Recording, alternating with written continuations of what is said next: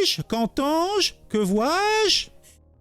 Un grand maître des échecs aurait été mis sur la sellette. On aurait dit, on aurait insinué qu'il ferait usage de sextoys pendant des compétitions internationales. Alors, je comprends pas très bien comment il utiliserait un sextoys pour tricher. Ça, je dois dire que je suis interloqué, dubitatif. Alors, il me semble avoir entendu parler de cette histoire-là. Je sais plus si c'est chez Psychodélique, chez Pro-Blanc ou autre part, je sais plus. J'ai entendu parler de cette histoire-là. Je sais que quelqu'un en avait causé, mais moi, j'étais passé à côté, j'ai pas suivi.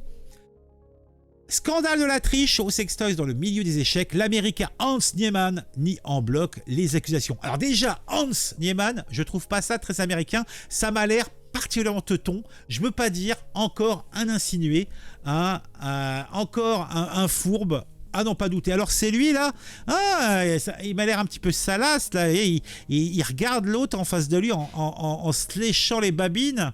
Il y a quelque chose de salace, de sale. Hein. C'est sale, hein. C'est bon quand c'est sale. Alors le résumé, qu'est-ce qu'il dit? Accusé d'avoir triché en ayant utilisé un sextoys. Mon Dieu, mais qu'est-ce qu'il en a fait du sextoys? Le joueur d'échecs américain Hans Niemann, donc le joueur allemand, est sorti de son silence ce lundi 25 septembre. Au cours d'un entretien accordé au journaliste britannique Piers Morgan, le grand maître international a réfuté fermement avoir eu recours à une telle pratique pour gagner des parties.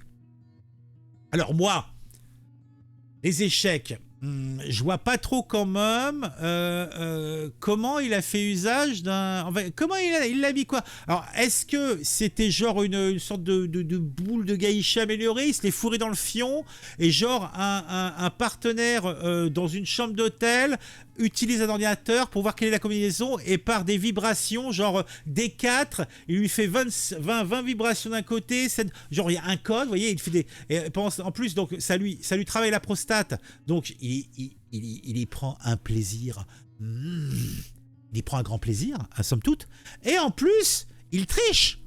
Est-ce que c'est ça?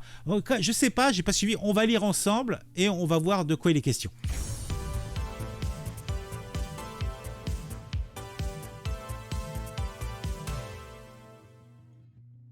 Il nie catégoriquement le grand maître international d'échecs Hans Niemann, 20 ans, 69e au classement mondial actuellement.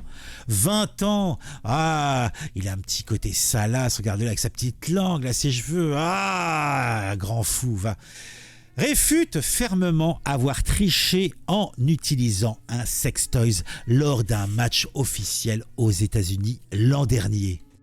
Interviewé par le célèbre journaliste anglais Piers Morgan, célèbre pour qui je ne sais pas, moi je le connais pas ce mec, sa gueule me dit vachement quelque chose, mais bon, non, je vois pas qui c'est, on s'en fout quoi, voilà.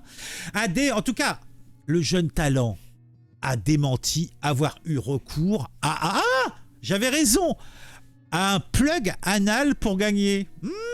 Un petit plug anal pour se travailler la prostate. Il sait vivre le jeune homme. Ce dernier avait été accusé par le Norvégien Magnus Carlsen. Tonio, tu étais au courant de cette sombre affaire et sale affaire puisque, je ne veux pas dire, mais le plug anal, il faudra bien le laver après. Considéré donc le Magnus Carlsen comme le meilleur joueur de tous les temps, en marge de sa victoire lors d'un tournoi dans le Missouri en septembre 2022. Ce qui avait donné lieu à l'ouverture d'une enquête disciplinaire menée par la Fédération internationale d'échecs. Votre curiosité est un peu inquiétante, peut-être que vous êtes personnellement intéressé, mais je peux vous assurer que non, a répondu Hans Niemann au journaliste britannique qui lui demandait s'il avait pu recevoir des indications à distance grâce à l'utilisation d'un plug anal vibrant. Tout un programme.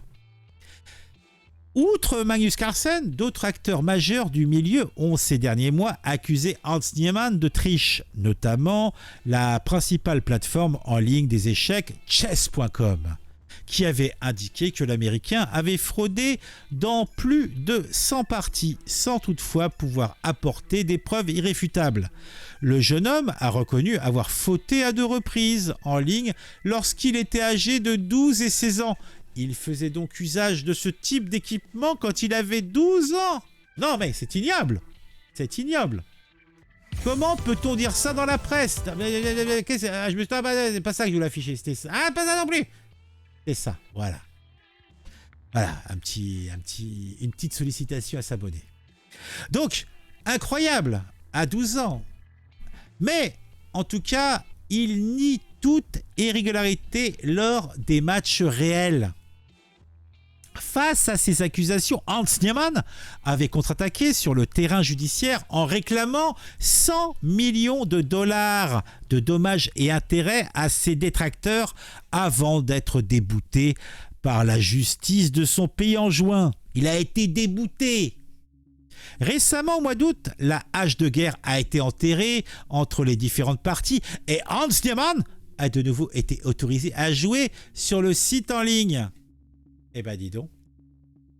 Je pense que le complice est un logiciel qui indique le coup à jouer. Oui, sans doute.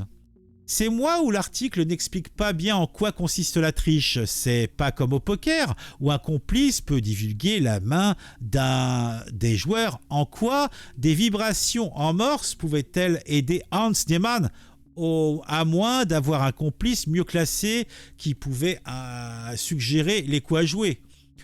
Ou un logiciel, hein. Effectivement, les logiciels sont maintenant plus puissants que les joueurs. Hein. Il faut évidemment un complice extérieur qui a accès à un moteur d'échecs genre Stockfish, dont le classement Elo est supérieur de plusieurs centaines de points à celui des meilleurs joueurs. Et c'est une échelle logarithmique. Je comprends même pas ce que je suis en train de lire là, excusez-moi. Hein. Par contre, si on triche, il ne faut surtout pas jouer tous les coups recommandés par le moteur, car une telle précision avec des coups considérés comme inhumains, c'est-à-dire virtuellement impossibles à calculer par un cerveau, serait instantanément suspectée. Un grand maître n'a besoin de cette aide extérieure que 2 ou 3 coups sur une partie, à des moments stratégiques clés. Il n'en a pas besoin sur l'ouverture qui se joue quasi par cœur, ni en fin de partie qui se joue avec peu de pièces sur des théories techniques connues. Sur une triche comme celle-là, on doit accuser Niemann car les vibrations convenues à l'avance indiqueraient simplement la pièce à jouer et sa case de destination. Un jeu d'enfant pour des grands maîtres dont la mémoire est phénoménale, d'autant qu'il n'y a eu en général que 3 ou 4 coups éligibles à ce niveau. Alors moi, ce qui m'intéresserait de savoir, c'est comment on en est venu à avoir l'idée que le gars triche en se foutant un plug anal au fond du fion. Donc, ça ne peut être que sous dénonciation. Ou alors, il y a des systèmes de captation de Bluetooth ou je sais pas quoi. Donc, on voit qu'il y a des émissions qui sont passées. Et peut-être que, mais là, sinon, je vois pas trop. Hein. Ça me laisse songeur, ça me laisse pensif.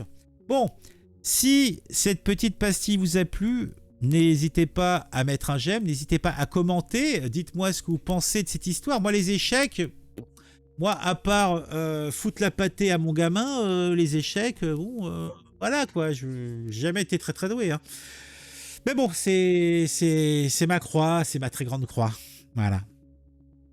On se retrouve très vite pour une nouvelle vidéo. Si ce n'est pas encore le cas, vous pouvez vous abonner à la chaîne. Et si vous le faites, n'hésitez pas à activer la petite cloche pour être mis au courant quand une nouvelle vidéo de votre serviteur sort. On se retrouve très vite. À bientôt.